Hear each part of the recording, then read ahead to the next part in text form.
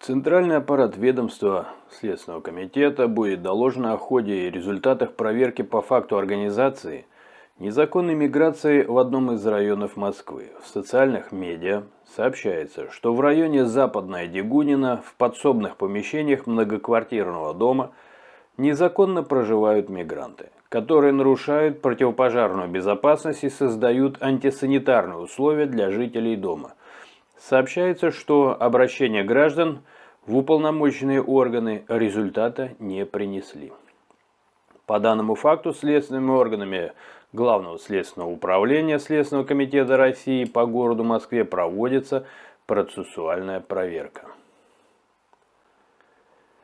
Суд второй раз оштрафовал Венедиктова за нарушение закона об инагентах. Об этом сообщает ТАСС со ссылкой на судебные материалы. Экс-главред «Эхо Москвы» Алексей Венедиктов публиковал материалы без указания своего статуса. Согласно закону, если человека дважды за год привлекали к административной ответственности за неисполнение обязанностей инагента, ему может грозить уголовное дело. Точная сумма штрафа не называется. Наказание по данной статье предусматривает санкции от 30 до 50 тысяч рублей. Первый штраф за аналогичное нарушение Венедиктов получил еще в феврале. В сети завирусились отреставрированные записи первых в мире термоядерных испытаний. На первых кадрах можно видеть операцию Ivy Mike, во время которой было взорвано термоядерное устройство, чья мощность в тротиловом эквиваленте в 700 раз превышает мощность бомбы, сброшенной на Нагасаки.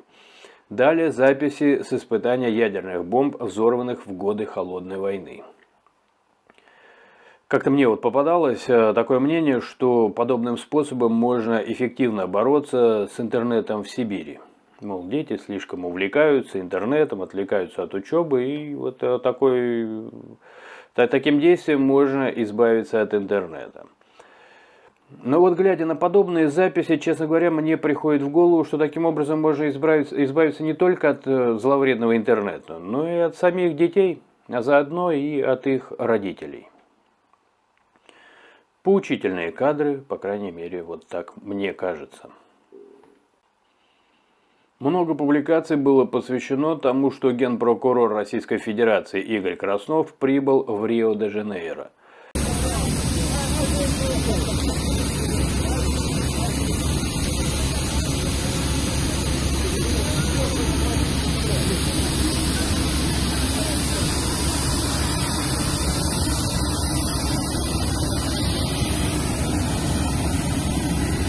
Генпрокурор Российской Федерации Краснов прибыл туда для участия в саммите руководителей прокурорских служб группы 20. Hello. Very nice to meet you. Nice to meet you too. We are very much honored to have you here. Thank you very much. Мне сегодня очень приятно находиться здесь, в Бразилии, Grande prazer de estar hoje aqui no Brasil, в Рио-де-Жанейро. no Rio de Janeiro, Спасибо вам большое и вашей команде за гостеприимство. para a sua hospitalidade, para o senhor e a sua equipe.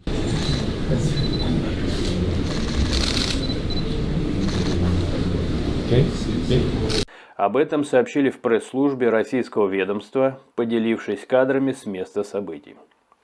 У трапа Краснова встречал посол Российской Федерации в Бразилии Алексей Лабецкий и зам генпрокурора Республики Селса де Альбукерке Силва. Глава российского надзорного ведомства также проведет серию двусторонних встреч с иностранными коллегами, уточняется в сообщении. Отмечается, что мероприятие, на которое прибыл генпрокурор Российской Федерации, проводится впервые. Его целью является создание площадки для диалога между генпрокурорами и конструктивного обсуждения текущих важных правовых вопросов. Задачу правоохранительных органов наших стран вижу в создании эффективного заслона любым преступным проявлениям и, соответственно, наращивание потенциала для выстраивания эффективной работы, совместной работы. Генпрокуроры России и Бразилии договорились усилить совместную работу в сфере возврата активов преступного происхождения и запланировали подписание новой программы сотрудничества, сообщили, соответственно, в ведомстве. Генпрокуроры России и Сингапура провели переговоры накануне первого саммита руководителей прокурорских служб группы 20 в Рио-де-Жанейро. Задачу правоохранительных органов наших стран вижу в создании эффективного заслона любым преступным проявлением и наращивании потенциала для выстраивания эффективной совместной работы, заявил генеральный прокурор России Игорь Краснов. Он также встретился с генеральным прокурором Египта Мохаммедом Шауке Аядом. На переговорах были обсуждены вопросы межведомственного взаимодействия. Краснов отметил готовность российской прокуратуры работать в тесном партнерстве с египетскими коллегами, учитывая и продвигая взаимные интересы. Невозможно переоценить важность таких встреч. Также хочется, друзья, надеяться, что взаимодействие будет налажено и с представителями российских следственных органов. Например, со Следственным комитетом. А то вот был случай, когда Александр Бастрыкин открывает дело, например, о незаконном задержании общественников на территории России. А прокуратура это дело закрывает. Такие случаи были и публиковались. И Бастрыкин даже был вынужден повторно открывать дело.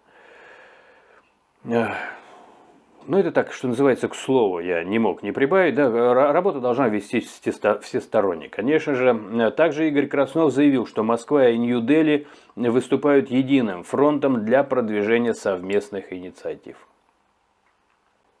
Много новостей по поводу происходящего в Израиле. Удары по Израилю продолжаются. Йеменское движение сопротивления не прекратит наносить удары, публикует «Известия» такую новость, по Израилю до тех пор, пока еврейское государство продолжает свою агрессию в секторе Газа, заявил «Известиям» член Политбюро Ансар Аллах. Это хуситы, Мухаммед Аль-Фарах. По его словам, любая военная эскалация со стороны Цахал столкнется с еще большим противодействием и резким ответом. В Ансар Аллах сообщили о поражении около 200 американских, израильских и британских кораблей и барж. При этом хуситы обладают противокорабельными и гиперзвуковыми ракетами «Палестина-2».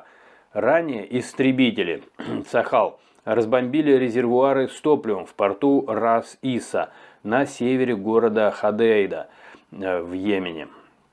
Если я правильно понимаю, то все началось с нападения на Израиль со стороны Хамас. Как раз движение данное было основано в 1987 году на базе благотворительных организаций палестинского отделения братьев-мусульман при финансовой поддержке Израиля. То есть Израиль создал Хамас, который напал на Израиль. И теперь Израиль получил право на вторжение в Палестину. Вообще это такая достаточно запутанная история, не решусь я в ней каких-то последних акцентов ставить.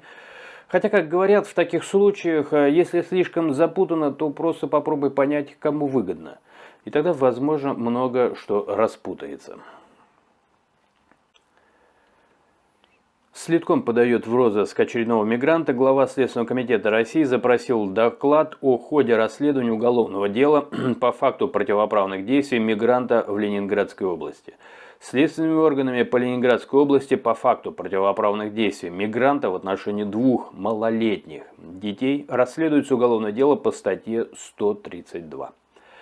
Следствием установлено, что уроженец Республики Узбекистан совершил противоправные действия сексуального характера в отношении 2 малолетних детей, а после покинул территорию Российской Федерации. О преступлении стало известно спустя несколько лет от одной из потерпевших. Обвиняемый объявлен в розыск. Председатель Следственного комитета России поручил руководителю Следственного управления СК России по Ленинградской области, соответственно, Сазину, доложить о ходе расследования уголовного дела и установленных обстоятельствах. Председатель Следственного комитета России поручил возбудить уголовное дело по факту совершения противоправных действий в отношении ребенка в Свердловской области. В соцмедиа сообщается, что в Екатеринбурге женщина в хиджабе, которой не понравилось, что ее детям не уступили качели на детской площадке, применила физическую силу к ребенку. По данному факту в Следственное управление СК России по Свердловской области проводится проверка по статье 213 «Хулиганство». Глава ведомства дал поручение исполняющему обязанности руководителя Следственного управления СК России по Свердловской области Мирошниченко возбудить по данному факту уголовное дело. а также представить доклад о промежуточных результатах расследования и установленных обстоятельствах. Выглядит немного странным, что покушение на жизнь и здоровье ребенка оценивается следственными органами как хулиганство.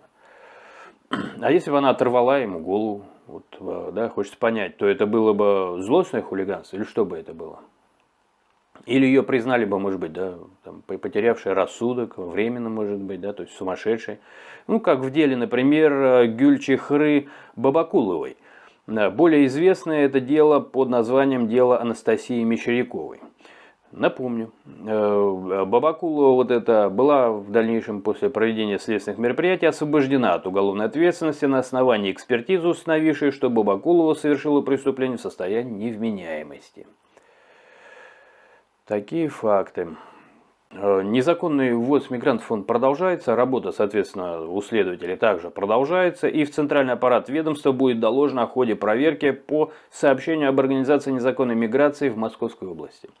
В социальных медиах сообщается, что жительница города Чехова Московской области в принадлежащих ей жилых помещениях организовала несколько хостелов, в которых с нарушением санитарных норм незаконно проживают мигранты, нарушающие общественный порядок.